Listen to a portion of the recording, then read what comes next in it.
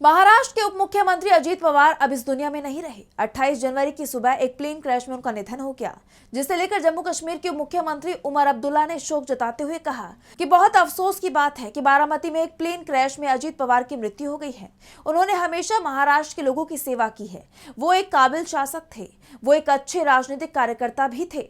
बहुत कम उम्र में उनकी मृत्यु हुई है। हम अपनी तरफ से उनके प्रति श्रद्धांजलि व्यक्त करते हैं। सुनिए। बड़े अफसोस की बात है।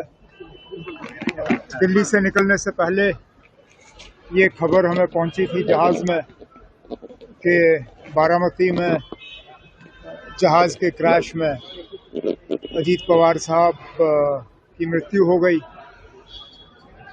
मैं अजीत पवार साहब को तब से जानता हूं जब मैं मुंबई में कॉलेज में पढ़ रहा था और पवार साहब के साथ रहता था।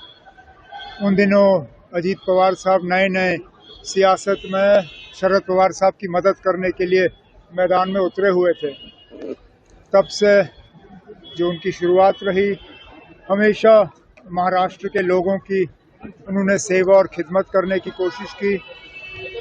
जो लोग उन्हें जानते हैं और जिन्होंने उनका काम करने का तरीका देखा, वो ये जानते थे कि एक बहुत ही काबिल एडमिनिस्ट्रेटर के तौर पे जाने जाते थे और एक अच्छे पॉलिटिकल वर्कर।